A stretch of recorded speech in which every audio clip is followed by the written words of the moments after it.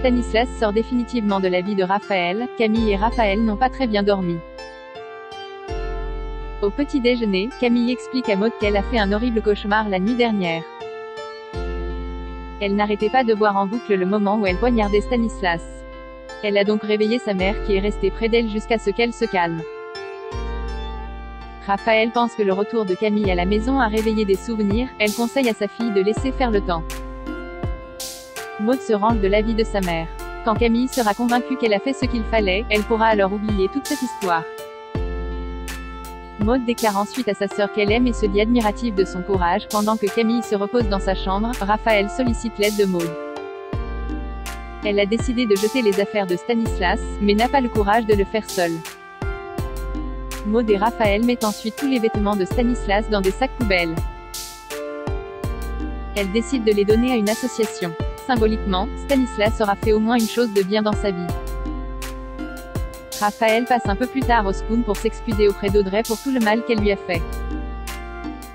Audrey est compréhensive. Elle sait que Raphaël était sous l'emprise de Stanislas. Raphaël lui remet ensuite une boîte à donner à Léo. Elle contient certains objets appartenant à Stanislas. Audrey pense qu'elle va attendre que Léo soit un peu plus grand pour la lui donner. Et elle incite ensuite Raphaël à ne pas culpabiliser, car elle était une victime dans toute cette histoire. Sophia cache certaines choses à ses parents. Sophia a posé pour une marque de maillot de bain à Londres. Elle ignorait que la campagne sortirait en France. Les photos de Sophia divisent. William est choqué par la publicité. De son côté, Aurore prend la défense de sa fille qui est majeure et donc libre de faire ce qu'elle veut. Elle trouve la photo sexy, mais pas choquante non plus. Sophia, quant à elle, ne regrette pas d'avoir posé. Elle estime avoir le droit de faire ce qu'elle veut de son corps. Et puis, c'était une superbe expérience qui lui a permis de gagner des milliers d'euros en un seul jour de shooting. William espère que sa fille n'a pas l'intention d'en faire une carrière. Sophia lui rétorque que ce n'est pas une honte d'être mannequin et déplore que son père la traite comme si elle avait encore 5 ans. À l'hôpital, Victoire tombe sur des photos de Sophia sur les réseaux sociaux de la marque Cool Swim. Elle trouve la jeune fille magnifique et sa démarche féministe. William estime quant à lui qu'une femme n'a pas forcément besoin de se dénuder pour être respectée et considérée. Samuel, quant à lui, est fier de sa fille. Sophia lui confie qu'elle n'a pas envie d'être mannequin. Et elle compte mettre l'argent qu'elle a gagné de côté pour des projets personnels. Mais Sophia cache un autre secret à ses parents. Manon surprend la fin d'une conversation téléphonique entre sa sœur et un garçon. Ils prévoient de se revoir la semaine prochaine. Manon est déjà dans la confidence. Sophia pense que c'est en mettant leurs parents devant le fait accompli qu'elle aura une chance qu'ils acceptent sa relation. Manon est dubitative. Elle a trop peur que cela mette le bazar dans leur famille. Sophia se montre confiante et a trop hâte d'être à la semaine prochaine. Alex est victime d'une agression. La police a la preuve que l'explosion au mât, les huîtres de Jeanne, le jour de l'inauguration est un acte malveillant. La glacière qui contenait la neige carbonique a été fermée de manière hermétique pour qu'elle explose. Georges se rend au nouveau mât d'Alex et Judith. Il informe Chloé et Alex que l'explosion est un acte malveillant et que la police n'a aucun suspect pour le moment. Chloé et Alex ignorent quant à eux qui pourrait leur en vouloir à ce point. Ils n'ont reçu aucune menace. Georges sait pertinemment que Noah et Jordan ont géré le bar et la glacière le jour de l'inauguration. Alex est convaincu de leur innocence. Noah est un peu tourmenté par la récente faillite de son affaire, mais c'est un bon gars et il est toujours amoureux de Judith. Quant à Jordan Roussel, c'est un adolescent sérieux qui a besoin de ce travail. Georges veut malgré tout les interroger.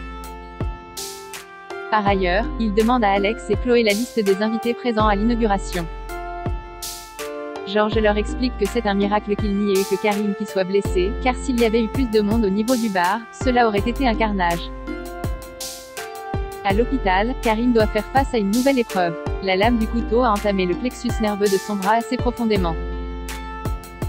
Tous les nerfs au niveau de l'épaule ont été lésés, ce qui explique qu'il ne sent plus rien. Karim sait qu'il devra dire adieu à sa carrière s'il perd sa main droite. Au mieux, il peut finir derrière un bureau, mais ce n'est pas son objectif. Renaud propose à Karim de tenter une opération de microchirurgie de la dernière chance. Elle permettrait, si ça marche, de restaurer le flux nerveux dans le bras. Mais c'est une opération qui doit être tentée rapidement.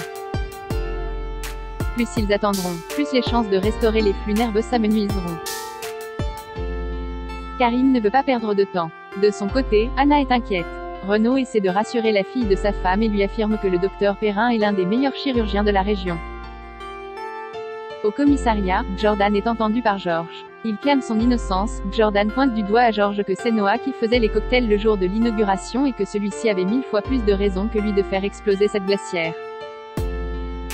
Jordan sait pertinemment que Noah le déteste et qu'il est persuadé qu'il se passe des choses entre Judith et lui. Mais ce n'est pas le cas. Georges pense que son histoire ne tient pas la route, parce que Noah s'en serait pris à lui et non au mât dans lequel il travaille. Jordan émet l'hypothèse que Noah est mal pris d'avoir perdu son mât et de devoir travailler pour son ex-copine.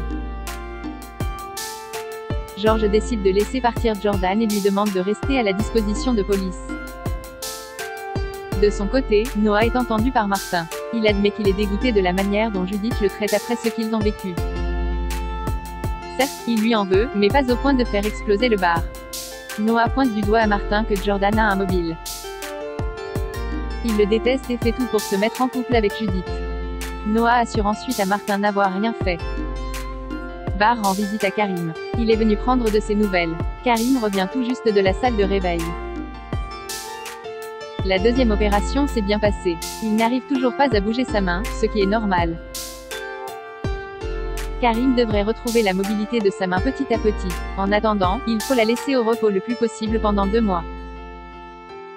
Bar estime que Judith a fait n'importe quoi en proposant des cocktails moléculaires.